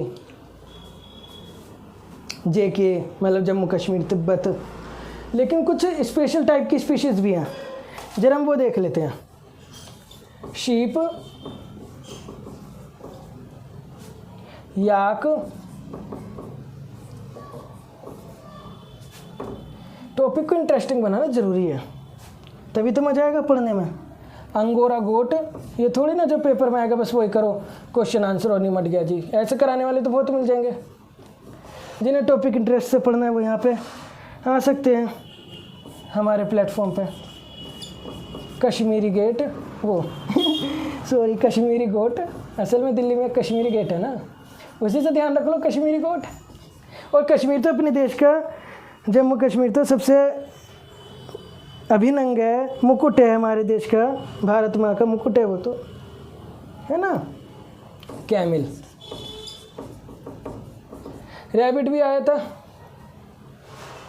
रैबिट भी लिख देते हैं हम, रैबिट। चलो, शीप जो है, शीप तो सब तरह की होती हैं, और शीप जो है JK में, तिब्बत में, ये तो वही, तिब्बत पहले भारत में ही था, अब तो चाइना में, हिमालय वाला एरिया है ना, लद्दाख में है, और इधर पंजाब राजस्थान। याक भी तिब्बत में, लद्दाख में, यहीं मिलता है ज़्यादातर। बड़े सींग होते हैं, बिजार जैसा एनिमल है ये, मतलब ओक्स, बुलोक, मतलब जो भी आप कहते हो इंग्लिश में। अंगोरा गोट जम्मू कश्मीर में, सब कुछ जम्मू कश्मीर में ही है, भारत की संपदा, भारत का स्वर्ग जम्मू कश्मीर है आखिरकार, क्यों नहीं होगा वहाँ। अच्छा, यहाँ पे ये ध्यान रखना, ये कश्मीरी गोट का बहुत महत्व है। कश्मीरी गोट, आपने एक नाम सुना होगा जम्मू कश्मीर का, ये हमारे एक शॉल बहुत फेमस है जिसे कहते हैं पश्मीना शॉल। बच्चे को पता होती है तो, क्योंकि बहुत सुंदर होता है, बहुत बढ़िया अच्छा होता है, भारत की पहचान है ये पश्मीना शॉल आखिरकार। ये कश्मीरी गोट के फाइबर से ही तो बनता है, मतलब कश्मीरी गोट के हेयर से जो फाइबर मिलते हैं उनसे ही तो बनता है। ये तो कश्मीरी गोट अपने आप में बहुत ही अलग बात है, इसलिए जम्मू कश्मीर भारत का गौरव है। कैमिल साउथ अमेरिका में मिलते हैं, ऐसे आप कहेंगे भारत में नहीं है, नहीं जी भारत में नहीं है, ऐसे साउथ अमेरिका में है। नाम नॉलेज के लिए बता देता हूँ, एल्पाका, लिलामा, ज़रूरी नहीं है, लेकिन मैंने NCERT में मैचिंग देखी थी, उसमें ये दिए गए थे नाम, किससे मैच करोगे आप, कैमिल से मैच करने हैं वो, इसलिए मैं लिख रहा हूँ एल्पाका, लिलामा। ठीक है, मैं नाम बोल देता हूँ अगर दिखाई नहीं दे रहे। एल्पाका, ALPAC है, और LLAM लिलामा। ये कैमिल के टाइप हैं, कैमिल के साउथ अमेरिका में मिलते हैं मतलब। अच्छा, और रैबिट भी मैंने देखा था, अंगोरा रैबिट भी होता है एक, इसके काफ़ी बड़े हेयर्स होते हैं अंगोरा गोट की तरह ही, और बहुत सॉफ्ट होते हैं, बहुत सॉफ्ट। तो ये थोड़ी सी बात ज़रूरी थी इनसे जुड़ी हुई। कि भैया किस किस टाइप के होते हैं। तो इसमें एक बात हमें पता लगती है, जैसे हमारे देश में फूड की बहुत सी वैरायटी हैं, बहुत सी मतलब इनफाइनाइट। जहाँ जाओ नया फूड, हमारे यहाँ देखो नॉर्थ में तो सिंपल खाना है ज़्यादातर, लेकिन साउथ में जाओ इडली डोसा, गुजरात जाओ ढोकला, और सब जगह अलग अलग ऐसी पहनावे की भी भारत में बहुत सी वैरायटी हैं, और पूरी दुनिया में भी आई। हमें तो अपने देश की ज़रूर पता होनी चाहिए, गौरव की बात है, भारत के रहने वाले हैं, भारत में जन्मे, है ना। चलो अब हम आगे बढ़ते हैं। अब हम जरा से इनका फूड देख लेते हैं। फूड, ये सब बातें पेपर में भले ही ना आए, लेकिन आप इन बातों को ध्यान रखोगे तो आपकी मेंटल स्किल, जनरल नॉलेज इतनी बढ़ जाएगी कि आप आसपास की बातों को कैच करने लगोगे लाइफ में, और आपकी साइंस अपने आप बढ़ती चली जाएगी। ठीक है। ग्रास तो सबको ही पता है, ग्रास खाते हैं। कॉर्न यानी दाने, मक्का के जिसे कह देते हैं पल्स, दालें यानी कि, और ज्वार तो यूज भी होता है, मतलब ज्वार ये दान हम ले आते हैं, ज्वार वगैरह हमारे यहाँ यूज होते रहते हैं हिंदू परिवारों में। ऑयल केक क्या होता है? खल, देख सुना होगा आपने एक वर्ड खल। आपके आसपास कोई ना कोई सरसों का तेल निकालने वाली मशीन लगी हुई होगी किसी ना किसी के अड़ोसी पड़ोसी के, तो उनके यहाँ जब तेल निकल जाता है खल बेचते हैं वे। और खल कौन ले जाता है? सब पता है, डेयरी वाले ले जाते हैं, सबको पता है। क्यों? क्योंकि वे अपनी गाय भैंसों को खिलाते हैं। वही ऑयल केक ही इन्हें खिलाते हैं, शीप वगैरह को। इसमें काफ़ी हेल्दी होता है इनके लिए, एनिमल्स के लिए। और ध्यान रखना, विंटर में इन्होंने बताया है कि विंटर में ये घरों में ही बंद कर लेते हैं इन्हें, क्योंकि इन्हें भी सर्दी लगती है, और वहीं पे ये सब अवेलेबल करा देते हैं इनका फूड, जिसमें लीव्स, ग्रेन्स, ये सब टर्म्स में इसलिए बता रहा हूँ क्योंकि टर्म्स पता होनी चाहिए। ड्राई फूडर मतलब सूखा चारा, जो देखते भी होंगे आप भी, सब पता है आजकल बच्चों को तो, जनरल नॉलेज की तो। ठीक है, ये फूड पता होनी चाहिए इनकी। ओके, ग्रास, कॉर्न, पल्स, ज्वार, oil cake, leaves, grains, dry fodder मतलब ड्राई फ्रूट नहीं, ड्राई फूडर विंटर में लेते हैं ये, और बाकी समर में। ठीक है,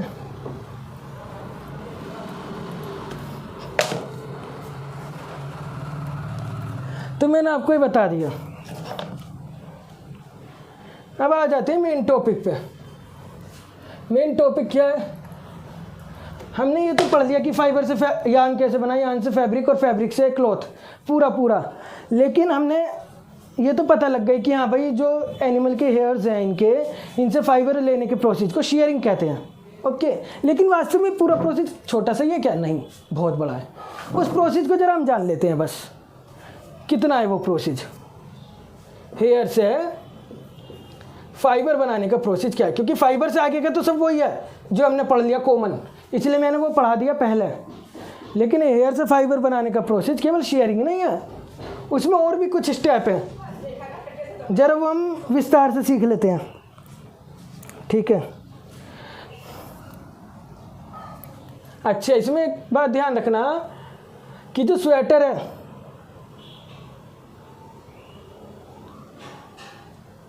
उसके लिए तो नीटिंग वर्ड यूज होता है स्वेटर के लिए, क्योंकि उसमें एक ही यूज हो रहा है यार्न। और ये मैंने बता दिया ना, इसलिए बता रहा हूँ। वीविंग वर्ड यूज होता है शॉल वगैरह के लिए, जो अनस्टिच्ड होता है, अनस्टिच्ड चीज़ें। शॉल अनस्टिच्ड ही तो है ना, उसके लिए वीविंग वर्ड यूज हो जाता है। ये एनसीईआरटी में ही दिया हुआ है सब, मैं अपने पास से कुछ नहीं बताता। अच्छा, सबसे पहला स्टेप क्या है भैया? जब हमें शीप से वूल लेनी है तो सबसे पहले तो शीप को पालना पड़ेगा ना, इसलिए सबसे पहला स्टेप है पालन, मतलब उसे पालना, यानी कि रियरिंग। ये मैं रफ कर देता हूँ। रियरिंग क्या है? रियरिंग एंड ब्रीडिंग क्या है आखिर? ये वर्ड ब्रीडिंग का यहाँ का काम है। ब्रीडिंग मतलब एक शीप ले ली, 2 शीप ले ली, जोड़ा ले लिया, और फिर उनसे और शीप बढ़ा दी, मतलब बढ़ती गई भाई, नेचुरल प्रोसीजर ब्रीडिंग। अच्छा, ब्रीडिंग में एक टर्म यहाँ पे इन्होंने यूज करी है साथ में, सेलेक्टिव ब्रीड क्या होती हैं? जो बहुत अच्छे मेल फीमेल शीप होते हैं, जिनके बहुत फाइन हेयर होते हैं, उनकी जो ऑफ स्प्रिंग होती हैं उनके हेयर और भी ज़्यादा फाइन होते हैं, और भी ज़्यादा अच्छे होते हैं वूल के लिए, उन्हें सेलेक्टिव ब्रीड कहते हैं। ठीक है, ये बात आप ध्यान रखना। इसके बाद दूसरा स्टेप है शेयरिंग, जो कि हमने नॉर्मली यूज किया था वो वर्ड। पर शेयरिंग क्या है? शेयरिंग वही है उनके हेयर का रिमूवल, रिमूविंग ऑफ हेयर, मतलब वही, वहाँ जगह नहीं इसलिए यहाँ लिख रहा हूँ, रिमूविंग ऑफ हेयर मतलब बॉडी पे से हेयर उतारना ट्रिमर की हेल्प से, या कुछ और हो वो सही। हालांकि ट्रिमर यूज होता है। तो मैं देख, हमारे पास जहाँ मैं रहता हूँ वहाँ पे भी पास में एक स्टेशन, मतलब एक लोकेशन जहाँ पे काम होता है, इसलिए मैंने देखा है। मेरठ में हम रहते हैं। अच्छा, अब आता है स्कोरिंग। तीसरा प्रोसेस है स्कोरिंग, स्काउरिंग क्या है कि ये हेयर तो हमने उतार लिया, क्या इनसे सीधे ही हम फाइबर बना लें? नहीं, क्यों? क्योंकि ये साफ़ थोड़ी ना होंगे, ये ज़्यादा जरूरी थोड़ी ना ये साफ़ ही हो। इट्स नॉट कंपलसरी कि ये साफ़ हो, इसलिए इन्हें साफ़ करना ज़रूरी है। तो स्कोरिंग का मतलब क्या?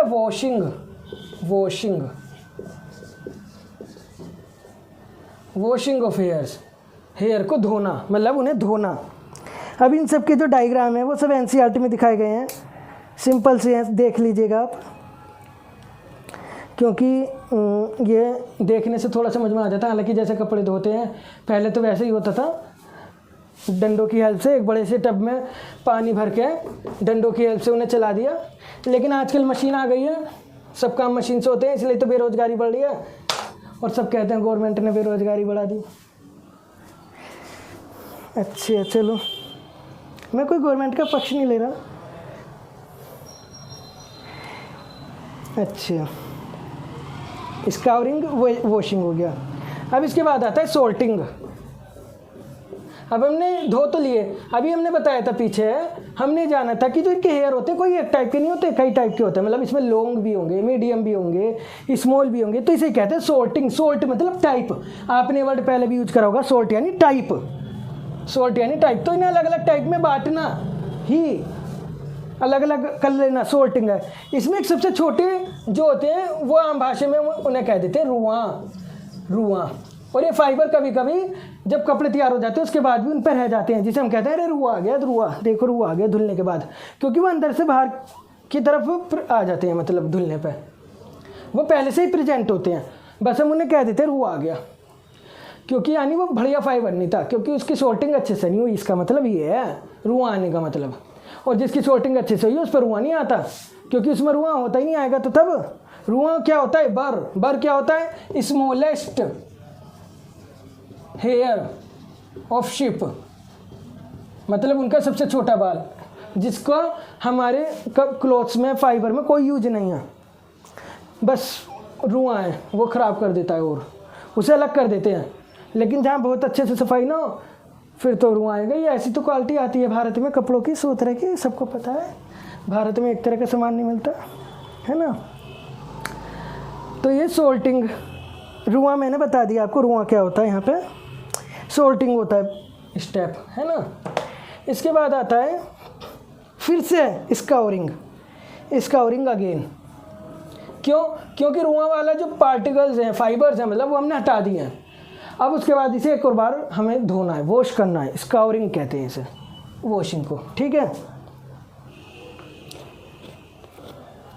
इन्हें हमने सेपरेट कर दिया है, सेपरेट क्या कर दिया हमने? इन्हें सेपरेट, सोल्टिंग में हमने इन्हें सेपरेट कर दिया है, सेपरेट सोल्टिंग में हमने इन्हें सेपरेट कर दिया है, और फिर हम उसके बाद इन्हें दोबारा धो रहे हैं, ठीक है।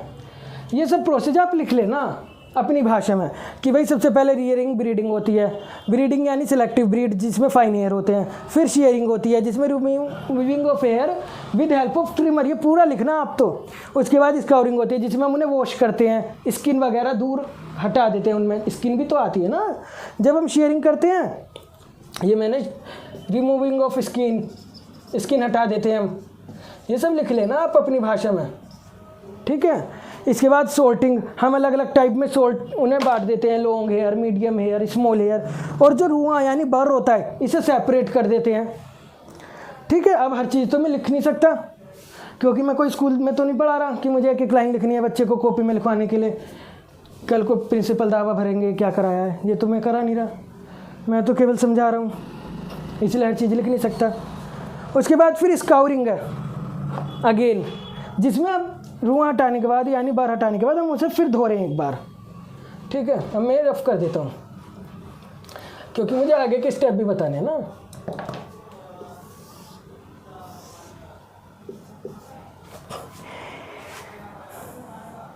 अच्छा, डाइंग। इसके बाद डाइंग आता है।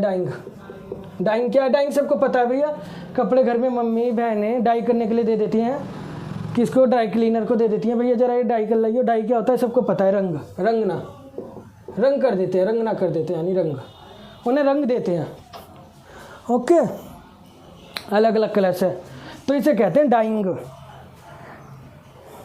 अब डाइंग क्यों करने की ज़रूरत पड़ती है? सिंपल सी बात है, आपने कभी भी शिप देखी होंगी, या तो ब्लैक होती है या ब्राउन होती है या फिर वाइट होती है। क्या आपने और कोई कलर भी देखा है? ग्रीन, रेड, येलो कोई देखा है? तो भैया फिर तो वो दूसरे लोग का ही है होती ही नहीं है, तो उसके लिए डाइंग करना पड़ता है ना, कलर करना पड़ता है, इसे डाइंग कह देते हैं हम बस। और उसके बाद मैंने एक स्टेप पीछे बताया था नोट में, कोम्ब्ड। उसके बाद इन फाइबर्स को हम कोम्ब्ड करते हैं, कोम्बिंग जिसे कहते हैं, कोम्बिंग, स्ट्रेट सीधा, जिसे हम कोम्बिंग कह देते हैं, कोम्बिंग यानी स्ट्रेटेंड ऑफ फाइबर। अब ऐसा कोई क्वेश्चन नहीं आने का आपकी क्लास में, आप जिस भी क्लास में हैं, 7th में ही होंगे तो, लेकिन आप ये पढ़ लोगे तो जितने भी क्वेश्चन है वो अपने आप कर लोगे। अगर ये भी आ जाता है इसके स्टेप बताओ तो आप बता दोगे कि भाई सबसे पहले पालेगा रियरिंग, फिर उसके बाद उसके हेयर उतारेगा शेयरिंग, फिर उसके बाद उन्हें धोएगा स्काउरिंग, फिर उन्हें डिवाइड करेगा सॉर्टिंग, फिर दोबारा धोएगा स्काउरिंग, फिर उन्हें रंग देगा डाइंग, और फिर उन्हें स्ट्रेटन कर देगा यानी कोम्बिंग, और फिर बेच देगा सेलिंग। मतलब जिसे भी फाइबर वाले को, जिसे भी फाइबर से यान बनाना हो, यान से फैब्रिक, उसको बेच देगा, वो तो अलग चीज़ हो गई। ठीक है, बस। तो आप ये स्टेप लिख सकते हैं साथों के साथों। शीप के, वूल के, मतलब वूल प्राप्त करने का क्या procedure? From hair to wool, hair से वूल प्राप्त करने का पूरा प्रोसेस क्या है? ये तो हमने हेयर से फाइबर ही बताया है, फाइबर से यान से फैब्रिक बना लो और उससे क्लोथ्स, ये तो बार बार बताने वाली बात है नहीं। ठीक है, इसलिए यहाँ पे फाइबर वर्ड पे आके रुका है, हेयर से शुरू हो गया हमारा टेबल चार्ट। ठीक है, यहाँ पे बस एक छोटी सी बात और मैं बता रहा हूँ। अभी हमने बताया था पीछे एक वर्ड था गिनिंग,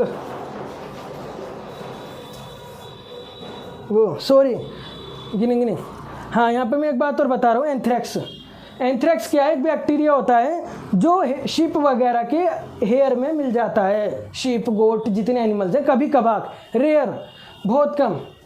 क्या ये एक बैक्टीरिया है? बैक्टीरिया ये क्या है? ये बहुत खतरनाक बीमारी उनमें कर देता है जो लोग इनको पालते हैं, उसे कहते हैं सोल्टर्स डिसीज। पालते हैं, पालने में कौन से स्टेप में कर देता है? सोल्टर्स डिसीज, सोल्टिंग स्टेप में। सोल्टिंग से ही पता चल रहा है, सोल्टिंग कहाँ है? सोल्टिंग ये रहा, इस स्टेप में। क्यों? जब उन्हें डिवाइड करते हैं छोटे बड़े में तो उन्हें काफ़ी मेहनत करनी पड़ती है और वो डायरेक्ट टच में आ जाते हैं उनके, तो सोल्टिंग करते वक्त सोल्टर डिसीज उन्हें हो जाती है, काफ़ी खतरनाक बीमारी है। ऐसे ये सब एनसीईआरटी में बताया, इसलिए मैंने यहाँ पे बता दिया। एंथ्रेक्स बैक्टीरियास होती है, लेकिन रेयर है, ये मैंने इंटरनेट पे देखा है, रेयर होती है, बहुत कम, पर ऐसे केस मिल जाते हैं, पता होनी चाहिए नॉलेज के लिए। एंथ्रेक्स, ठीक है, बैक्टीरिया, सोल्टर्स डिसीज, सोर्टिंग से याद रखना, सब लिंक करके पढ़ोगे तो मजे में रहोगे। किसी को लगे सर जल्दी पढ़ा रहे हैं तो भैया प्लीज़ रिपीट कर लेना वीडियो को। ठीक है, अब हम आगे बढ़ते हैं। मैं अलग वीडियो बनाना नहीं चाह रहा, इस चैप्टर को हाथों हाथ पूरा कर देते हैं। इसमें एक टॉपिक और रह गया, सिल्क, वो भी मैं हाथों हाथ बता देता हूँ। वूल तो मैंने आपको पूरा बता दिया, और मुझे लगता है एनसीईआरटी के अलावा आपके यहाँ बाई चांस कोई और बुक भी लगी है प्राइवेट, तो उसमें यही सब होगा। खैर,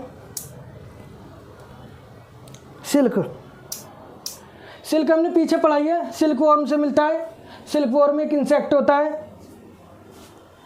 ठीक है, मैं एक दो जीके की बात पहले बता देता हूँ सिल्क की, जिससे आपका थोड़ा इंटरेस्ट बने कि सिल्क माना जाता है सबसे पहले चाइना में इसकी शुरुआत हुई थी। और भारत भी, हमारा देश भारत, जिसे हम इंग्लिश में इंडिया भी लिख देते हैं, कोई बात नहीं, मैं भारत लिख रहा हूँ। सेकंड लार्जेस्ट प्रोड्यूसर है सिल्क का, सेकंड लार्जेस्ट।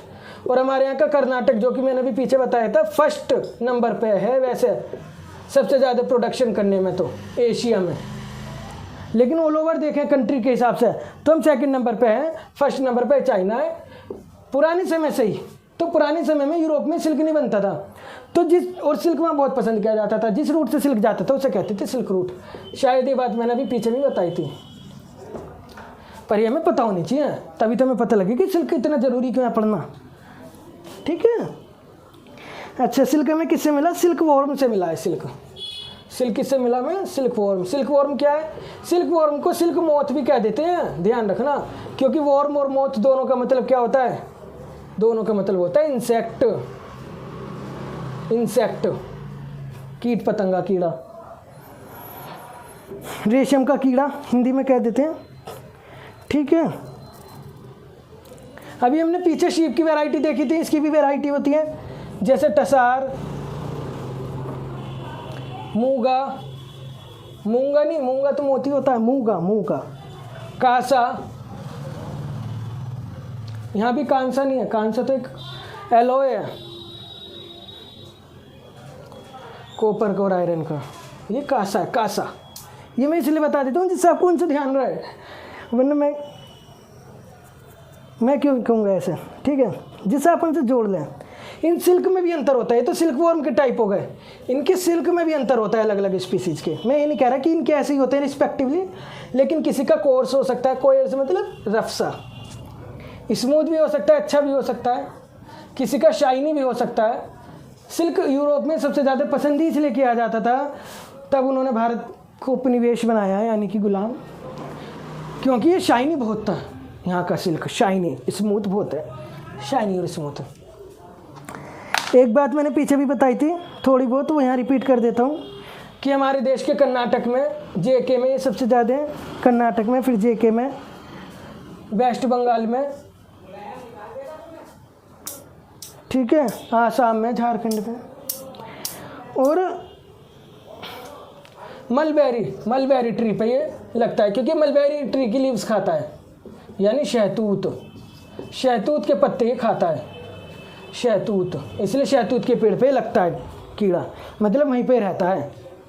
अगर ठीक है, इसको पालना भी होता है ना, तो क्या करते हैं अभी बताऊंगा आगे, चलो ये तो आगे इसे पालते भी हैं प्राइवेट, मतलब लोग बाग एग्रीकल्चर की तरह, बड़े लेवल पे, इंडस्ट्रियल लेवल पे, सिल्क के प्रोडक्शन के लिए। अच्छा, एक बात ध्यान रखना, एनसीईआरटी ने बताई है बर्निंग कि फाइबर्स को जलाने से अलग अलग स्मेल आती है, और इन्हें जलाने से भी पता लगा सकते हैं कौन सा फाइबर है ये जो हम यूज कर रहे हैं। लेकिन आप कभी ऐसे करके मत देखना, ये केवल बताइए। सिंथेटिक फाइबर सड़े हुए फलों की देता है स्मेल, कॉटन कागज जैसी देता है, और सिल्क भी देता होगा कोई सी। ये सब इन्होंने बुक में ही बताया था, मैंने जला के नहीं देखा है।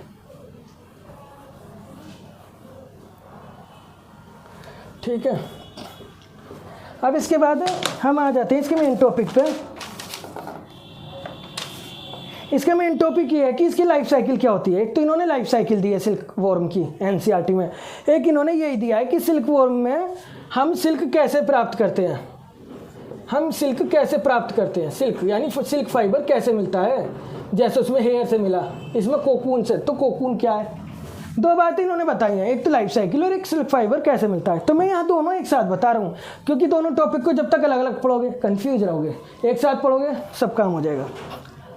ठीक है, मैं पहले एक साइकिल बना देता हूँ यहाँ, एग, इसके बाद लार्वी, और मुझे लगता है इसी साइकिल से पूरा समझा दूंगा, मतलब इसी साइकिल से आपको पूरा समझ में आ जाएगा। प्यूपा, कोकून,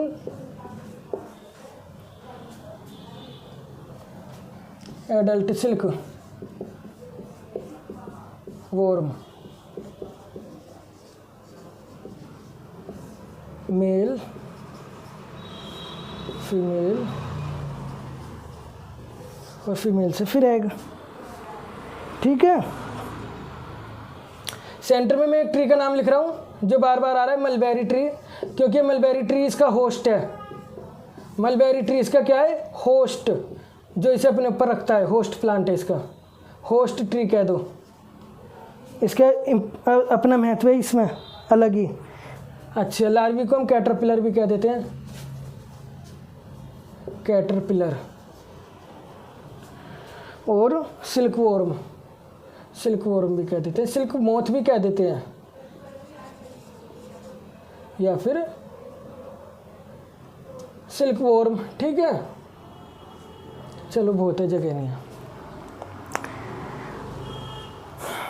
अब सबसे पहले इसकी लाइफ साइकिल समझ लो। फीमेल ने एग दिए, एग तो फीमेल ही देगी। एग से लार्वी बना। जो इंसेक्ट होते हैं ये सीधे हमारी तरह नहीं है, बच्चा हुआ और बड़ा होने लगा होने लगा होने लगा और बड़ा होता गया। इनमें पहले लार्वी बनता है। लार्वी को कैटरपिलर स्टेज भी कहते हैं। फिर उस लार्वी से इनमें प्यूपा बनता है। अगर आपने फ्रॉग का सुना हो, फ्रॉग में भी ऐसे ही होता है, काफ़ी फेमस एग्जाम्पल है साइंस का। प्यूपा से कोकून बनता है, यही वो कोकून स्टेज है जिससे हमें सिल्क मिलता है।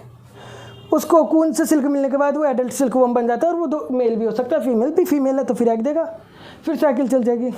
एग एक बार में 100 एग्स देता है, ये लगभग 100। ठीक है, तो ये तो मैंने आपको इसकी लाइफ साइकिल बता दी। अब इसका वो सीख लो, पालन जो करते हैं इंडस्ट्रियल लेवल पे। सबसे पहली बात याद रखना, इंडस्ट्रियल लेवल पे इसका पालन कहलाता है sericulture. Farming of silk worm on industrial level, farming of silk worm on industrial level is called sericulture. और इसको करने वाले भी फार्मर कहलाते हैं। ऐसा नहीं है केवल आलू उगाने वाले फार्मर हैं, गन्ना उगाने वाले, ये भी फार्मर ही कहलाते हैं। इसलिए यहाँ पर भी वर्ड यूज हुआ है farming. Farming of silk worm on industrial level is called sericulture. ये क्या करते हैं, जैसे किसी फीमेल ने 100 एग दिए किसी ने, ये उससे ये खरीद लेते हैं इन एग्स को। असल में इन्हें मलबेरी की ट्री पे उगाने वाले और होते हैं, मतलब जिनके यहाँ ये पैदा हो रहे हो, और ये बेच देते हैं। या तो खुद भी कर सकते हैं या किसी भी बेच देते हैं फार्मर को। फिर वो क्या करता है, इन एग्स को थोड़ी सा इन्वायरमेंट देता है। कैसे इन्वायरमेंट? जिससे वो हैच हो जाए। या तो नेचुरल वो पेड़ पे रहे तो होएगा काम, अगर पेड़ पे नहीं रख रहे तो वो इसे इन्वायरमेंट देगा, टेम्परेचर का अनुकूल टेम्परेचर देगा। ठीक है, उसके बाद वो लार्वी में हैच हो जाएगा। ठीक है, तो इस पहले स्टेप को, मतलब इस पूरे प्रोसेस को रियरिंग ऑफ सिल्क वॉर्म भी कहते हैं। सेरीकल्चर मतलब rearing of silk worm, rearing of silk worm भी कहते हैं। ठीक है, अच्छा, अब वो क्या करेगा, इन एग को कहाँ पे लेगा वो, इन एग को वो लेगा किसी क्लॉथ पे या फिर किसी पेपर पे संभाल के, वो भी जिससे टूटे ना, नष्ट ना हो, डिस्ट्रॉय ना हो। जब वो लार्वी बन जाएंगे तो वो क्या करते हैं, बैम्बू लेते हैं। बैम्बू सबको पता होगी, बांस, बैम्बू की ट्रे ले लेते हैं, ट्रे। उन बैम्बू की ट्रे में इनको पालते हैं। ठीक है, उन बैम्बू की ट्रे में क्या करेंगे, इस मलबेरी ट्री की लीव्स रख देंगे। इस मलबेरी ट्री की बहुत सारी लीव्स रख देंगे। इसके अलावा ट्विग्स रख देंगे। ट्विग्स मतलब थोड़ी बहुत टहनियाँ, जिससे उन्हें लगे हम तो उसी पेड़ पे हैं, उनका पागल बनाने के लिए, जिससे वो अपना काम करें जिसके लिए उन्हें पाला जा रहा है। ट्विग्स यानी उनकी टहनियाँ, वो उसमें डाल देंगे ट्रे में, और उसमें उन्हें डाल देंगे लार्वी को। ठीक है, अब ये जो प्यूपा है, लार्वी है, मतलब ये लार्वी, ये 25 से 30 डेज तक, ये लिख देता हूँ मैं, प्यूपा छोटा सा,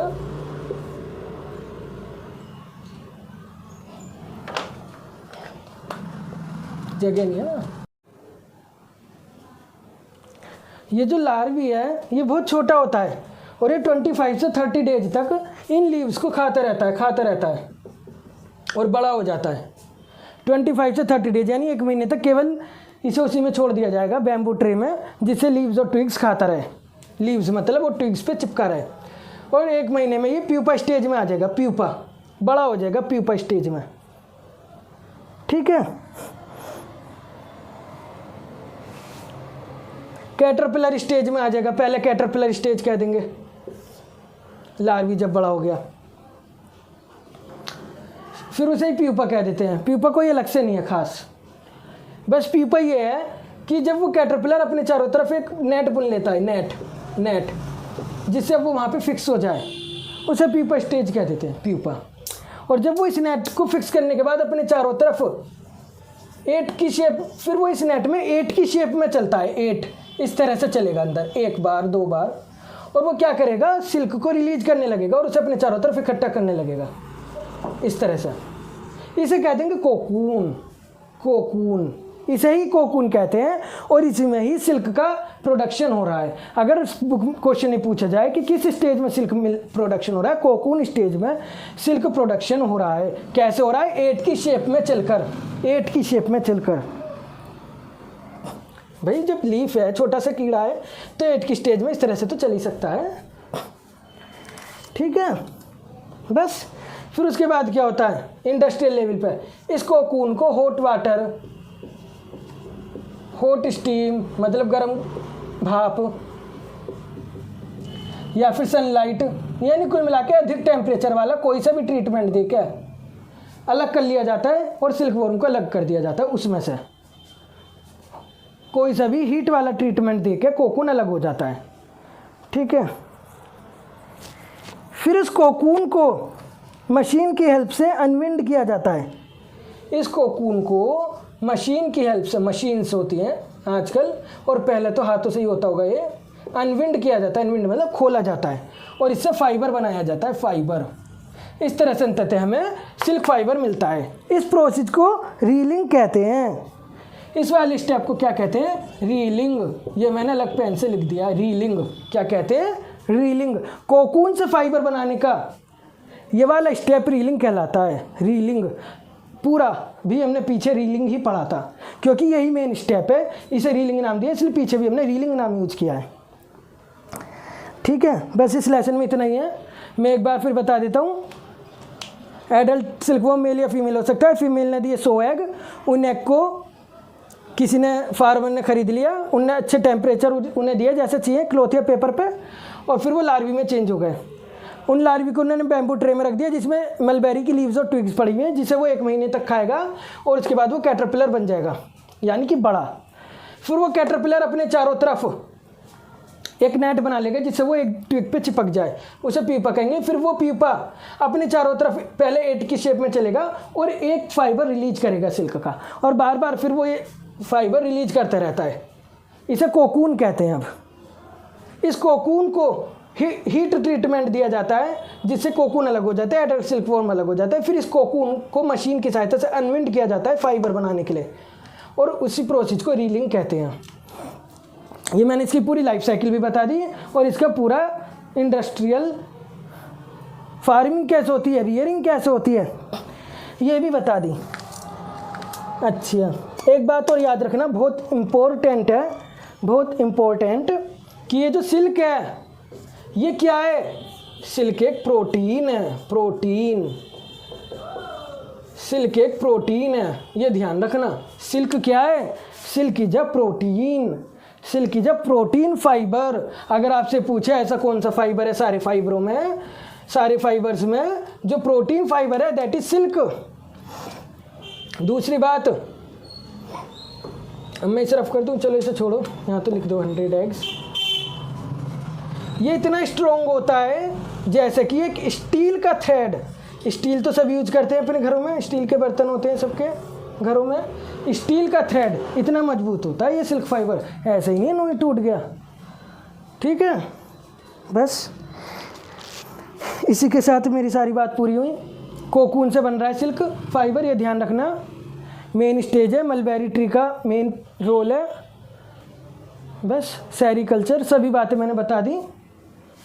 अब आप बुक पढ़ लेना, चाहे मत पढ़ना, चाहे सीधे एक्सरसाइज कर लेना, सब कुछ आ जाएगा। कुछ ना आए तो कमेंट में पूछ लेना। Okay, thank you very much.